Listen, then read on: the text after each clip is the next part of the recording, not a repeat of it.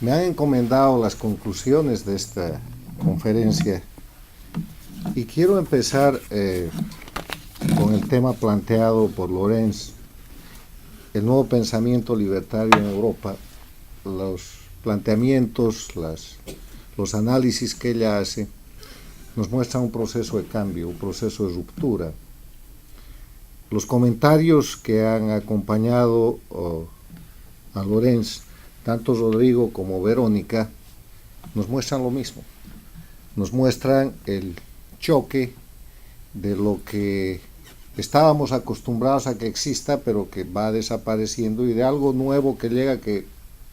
algunos ven con más claridad que otros, pero que en general no sabemos de qué se trata.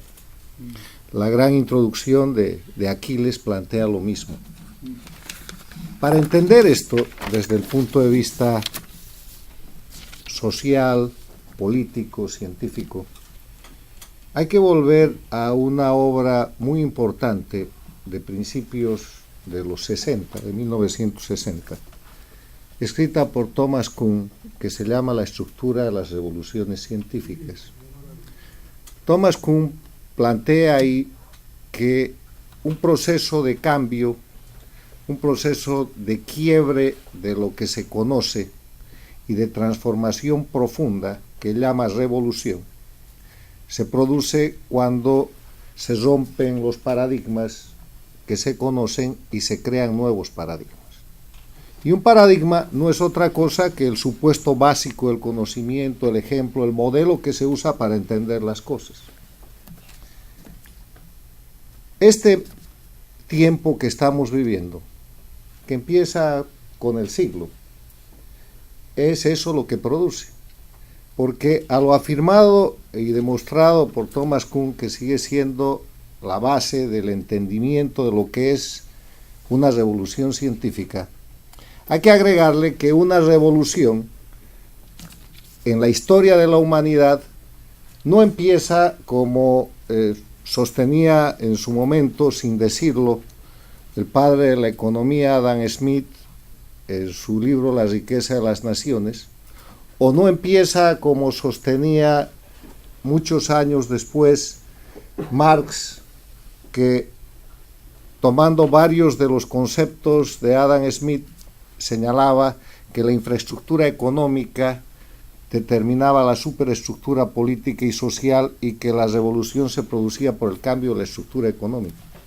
La revolución se produce por el cambio de la tecnología. Cuando la tecnología cambia, cambia la economía. Y cuando cambia la economía, cambia la política, cambia la sociedad, cambia toda la estructura que conocemos y cambia nuestra vida. Y lo que se ha producido en estos últimos años, y se está produciendo, porque somos una generación sándwich en ese proceso revolucionario de revolución tecnológica, es un cambio del paradigma tecnológico. Y al producirse el cambio del paradigma tecnológico con esta revolución, que se puede llamar revolución cibernética, revolución tecnológica, con este cambio profundo, se han quedado atrás, rotos, maltrechos, y van a desaparecer los paradigmas del siglo XX o de la segunda parte del siglo XX, que van desde la forma de la organización de la economía, a la forma de organización política de las sociedades, a la forma de organización de la familia. Como cambió la familia y cambió todo este sistema económico, social y político que les estoy describiendo, cuando llegó la revolución automotriz hace casi 100 años atrás, un poco más de 100 años atrás, o cuando casi al mismo tiempo llegó la revolución de la luz eléctrica. Cuando llegó la revolución automotriz, empezaron a cambiar los caminos, las ciudades, la gente se mudó fuera de las ciudades, eso alteró el horario de trabajo, eso cambió la economía. Bueno, ahora estamos en un proceso revolucionario mucho más grande, que nuestro director Rodrigo Arboleda, que es el miembro del directorio dedicado a esta cuestión de las tecnologías, en su discurso de presentación en el instituto describió muy bien. Pero yo quiero volver al comentario y decirles que estos son tiempos de revolución tecnológica, y al ser tiempos de revolución tecnológica son tiempos de crisis, y que ese es el ámbito general que ha sido planteado por Lorenz respecto a Europa, respecto a Francia, a España, a todos los países que vivían en una estructura de un proceso con paradigmas que ya no son más vigentes, porque han sido cambiados, transformados por un cambio de tecnología, porque la comunicación a través del periódico, de la radio, de la televisión, está siendo superada por la comunicación que bien ha descrito en su comentario Verónica, mostrándonos que ahora estamos hablando del Internet, del Facebook y de toda esta forma, que como es una forma de comunicación, es una forma que sirve para hacer, para deshacer, para convencer, para acreditar y para desacreditar. Ese es el comentario general. O sea, estamos en tiempos normales de la ruptura de unos paradigmas y estamos por el cambio, por la revolución científica que se está produciendo. A lo largo de los años vamos a ver cambiar muy rápidamente la economía, la sociedad, la familia y todos los componentes que hacen a la existencia civilizada del ser humano. Pero de ese ámbito general del comentario, yo quiero dirigirme a un ámbito particular, porque mientras todo esto sucede, hay procesos particulares de crisis que no se pueden olvidar y que además son afectados e influidos por esta revolución de la tecnología. Y uno de esos ámbitos particulares es el de la crisis de la libertad y la democracia en las Américas, que empieza casualmente casi al mismo tiempo del proceso de esta revolución tecnológica. Para el año 1999 en las Américas había una dictadura, la cubana, y estaba en proceso de extinción porque vivía lo peor de su periodo especial, y ese año llegó Chávez y le entregó los recursos, el petróleo, y le entregó Venezuela entera. Entonces el dictador cubano pudo recrear unos principios, un conjunto de acciones criminales, porque no pueden ser reconocidas como políticas, que habían sido derrotadas los 60, los 70 y los 80, décadas en las que había ensangrentado toda América Latina y parte del mundo. Con la guerrilla en América Latina, con la guerrilla rural primero, con su gran ejemplo y derrota en la guerrilla boliviana en 1967, en la que el papá de Lorenz participó, la guerrilla urbana a los 70, a los 80, pero estaban derrotados, se cayó el muro de Berlín, se acabó la Unión Soviética, se acabaron los subsidios de la dictadura parásita de Cuba, pero en el 99 llegó Venezuela y se recreó todo eso, y se recreó con el nombre de Movimiento ALBA, Movimiento Bolivariano,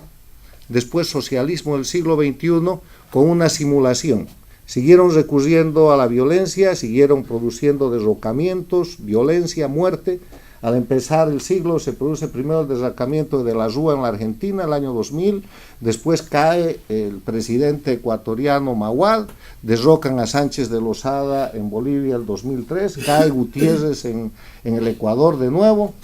y después derrocan al secretario general de la OEA, al expresidente Miguel Ángel Rodríguez, que es acusado falsamente de un acto de corrupción en su país, y aprovechan para generar el vacío con el cual llega a la OEA insulsa. El resto es historia que ustedes conocen, pero nada de eso ha sido casual. Eso es parte de un proceso alentado por el dinero de Venezuela en manos del grupo criminal más importante de las 4 décadas últimas del siglo XX, que controla la América Latina en las 2 primeras décadas de este siglo. Y lo que estamos viviendo es el proceso de extinción de ese grupo dictatorial llamado hoy día simplemente castrochavismo, que está reducido en el año 2019 a Cuba, que es la dueña del proyecto, Venezuela, que es la colonia principal, Nicaragua y Bolivia, que no está queriendo ser reconocida en ese grupo, pero que ahí está, y que ha perdido al Ecuador con Correa, que vive un proceso de transición de la mano de Lenín Moreno, un converso, que ha perdido a la Argentina de los Kirchner, que ha perdido al Brasil con el Partido de los Trabajadores y Lula y Rousseff, Lula que está en la cárcel, que ha perdido y está perdiendo control en el Petrocaribe, que nunca pudo tomar el Perú y que mantiene como aliados ideológicos, entre comillas, a Uruguay y a México, pero que se va acotando y se va reduciendo. Estamos viendo la violenta agonía de las dictaduras de crimen organizado en las Américas. Y como todo grupo criminal, agoniza violentamente, causando en el periodo corto de su agonía tal vez más daño que el que ha causado en estos últimos 20 años en cada país y en cada región. Les dejo esa reflexión diciendo que hay una cuestión que sirve para encarar el tema de las dictaduras en las Américas, y es el hecho de no reconocerles condición política, porque son grupos criminales que están más dentro y deben estar dentro de la Convención de Palermo contra el crimen organizado transnacional que dentro de la concepción política que les da lugar a alegar soberanía, independencia, no intervención y una serie de cuestiones que corresponden al ámbito de quienes, haciendo política, respetan que la política es servicio público, es temporal, depende de la voluntad del pueblo, está sujeta a rendición de cuentas y no puede suponer una permanencia indefinida. En esa dinámica, mi mensaje a todos estos jóvenes luchadores que están tratando de recuperar sus países como todos nosotros, es el mensaje de que están confrontando al crimen organizado transnacional más grave y más importante, que tiene 60 años de duración, 20 años de ejercicio en este siglo, y que en estrategia el único error que no se puede cometer y que la estrategia no perdona es equivocarse en la identificación del adversario. Muchas gracias.